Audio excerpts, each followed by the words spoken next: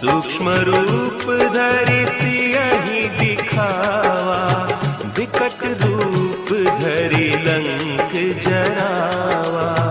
भीम रूप धरि असुर संहारे, रामचंद्र के काज संवारे। नमस्कार, हनुमान चालीसा देवदत्त पटनायक के साथ में आपका स्वागत है।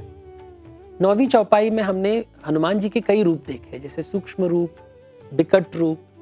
भगवान के अलग अलग रूप होते हैं, जैसे शिव जी के एक भैरव रूप होता है, वीरभद्र रूप होता है, उमाशंकर रूप होता है, नटराज रूप होता है। विष्णु जी के भी कई रूप होते हैं, जैसे कोई राम जी का रूप है, श्री कृष्ण का रूप है, वामन अवतार का रूप है। तो भगवान हमेशा अलग रूप से हमारे सामने प्रकट होते हैं। अब देखते हैं कि 10वीं चौपाई में कौन सा रूप दिखाते हैं। चौपाई है भीम रूप धरि असुर संहारे, रामचंद्र के काज संवारे।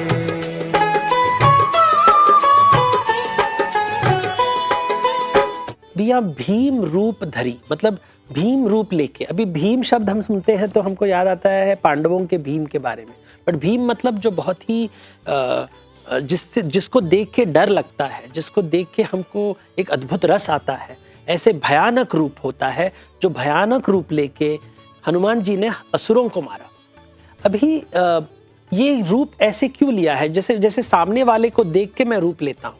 सीता जी को देख के मैंने सूक्ष्म रूप लिया है, किसी और को देख के मैंने राम जी को पहले बार जब हनुमान जी देखे थे तो उन्होंने एक ब्राह्मण का रूप लिया था। तो अलग रूप लेके वो अपने आप को प्रस्तुत करते हैं। मतलब सामने वाला डिसाइड करता है मैं कैसे दिखूं। तो सामने वाला अगर बहुत ही भयानक है, कोई चोर है, कोई उचक्का है, कोई असुर है, कोई दानव है, कोई दैत्य है, तो मैं भीम रूप लेता हूं। मैं अडेप्ट करता हूं सिचुएशन के हिसाब से। हमेशा भीम रूप नहीं लेता, हमेशा लोगों को नहीं डराता। डरावने लोगों को मैं डराता हूं। तो ये इतनी मुझ में बुद्धि है, अकल है कि कौन सा रूप लेना चाहिए, बच्चे के सामने कैसे बर्ताव करना चाहिए, बड़ों के साथ कैसे बात करते हैं। तो हम भी जैसे रूप बदलते हैं, ये रूप बदलना सिचुएशन के हिसाब से, जैसे आपको जैसे स्टिमुलस है, जो भी आपके इंद्रियों को नॉलेज है, इसके हिसाब से अडेप्ट करना। तो भगवान को पता है कि किसके सामने कैसे होना चाहिए। इसे हम लीला कहते हैं।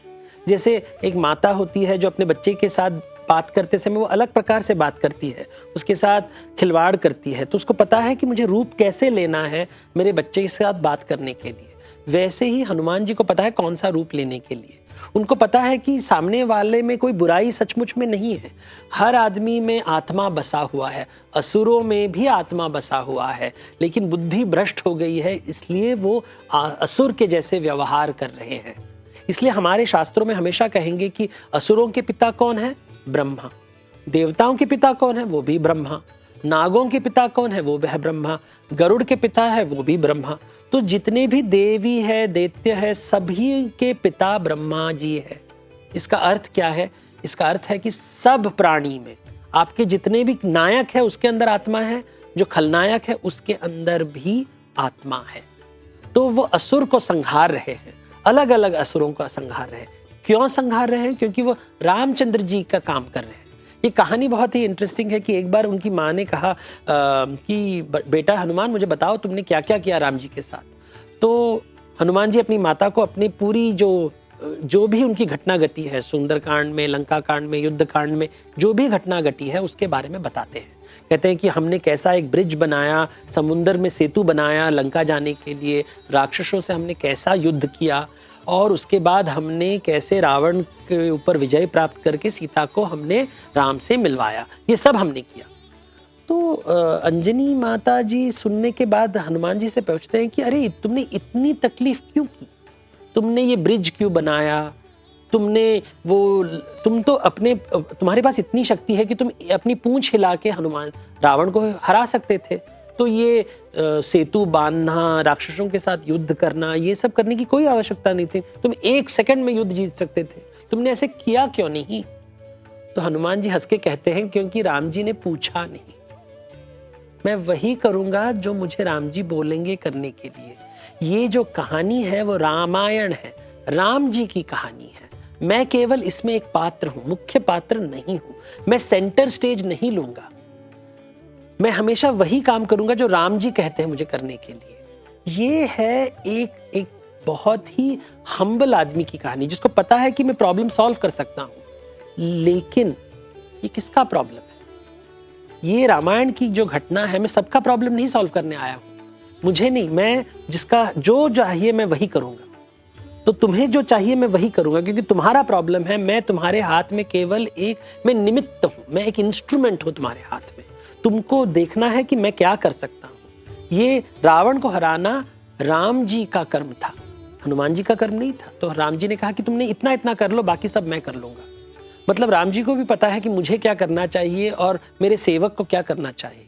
सेवक सब कुछ कर सकता है, लेकिन वो सब कुछ नहीं करेगा, वो केवल उतना ही करेगा जो उसको करना है। तो सबके हमारी जिंदगी में सबको हम एक पात्र है एक बड़े नाटक का, और हमें ये जानना है कि मुख्य पात्र कौन है उस नाटक का।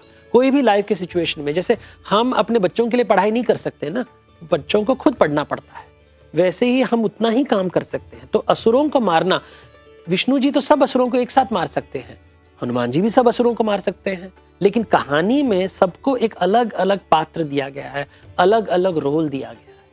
अभी असुर शब्द बहुत ही इंटरेस्टिंग है। यहाँ पे असुर, सुर, असुर, सुर मतलब देवता, असुर मतलब दानव, और ये दोनों ब्रह्मा जी के पुत्र हैं। हमारी कहानियों में, अभी रामायण में राक्षसों का वर्णन है। नॉर्मली पुराणों में देवता असुर के साथ युद्ध करते हैं और ऋषि राक्षसों के साथ युद्ध करते हैं, ये होता है।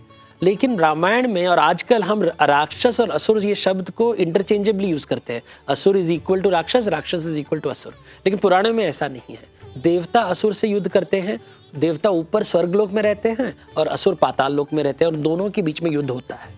और ऋषि रहते हैं यज्ञशाला में, और यज्ञशाला को ध्वंस करने के लिए राक्षस होते हैं जो जंगल में रहते हैं, जो सभ्यता को स्वीकार नहीं करते, और वैदिक सभ्यता जो सभ्यता है वो ऋषि लेके आते हैं। इन दोनों के बीच में हमेशा मुठभेड़ हो जाती है, और रामायण में कहानियां हैं।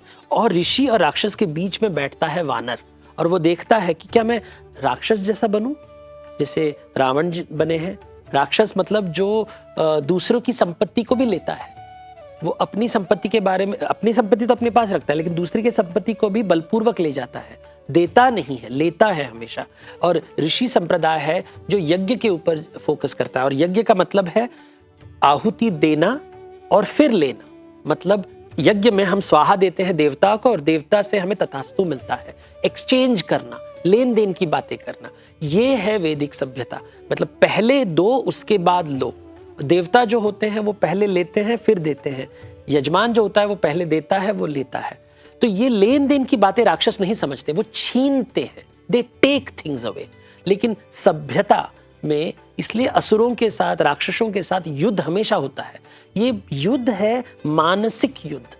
तो भीम रूप में हनुमान ने इस असुर को मारा है या राक्षस को मारा है जो हमेशा चीजें छीनता है, और रामचंद्र जी उनसे युद्ध कर रहे हैं ये दिखाने के लिए, क्योंकि बुराई की बात नहीं, कि वो सीख नहीं है कि सभ्यता में आप छीनते नहीं हो, आप लेते हो और देते हो। और जो यजमान होता है वो हमेशा पहले देगा उसके बाद लेगा, और हमेशा हमें पहले कुछ प्रस्तुत करना है, देना है, उसके बाद ही कुछ लेना है।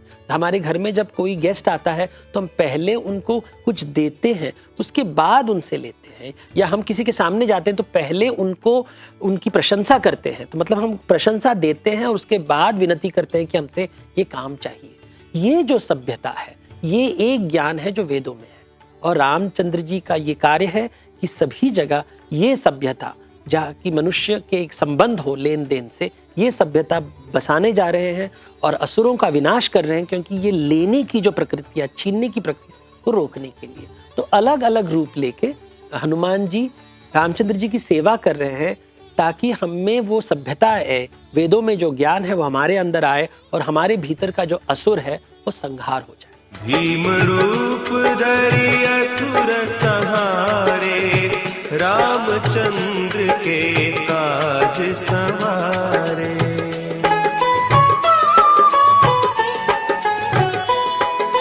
ये था हनुमान चालीसा में 10वीं चौपाई का अर्थ। अगली चौपाई का अर्थ जानने के लिए हम फिर मिलेंगे अगले एपिसोड में। अगर कोई भूल चूक हुई हो तो क्षमा कीजिए। तब तक के लिए आज्ञा दीजिए। नमस्कार।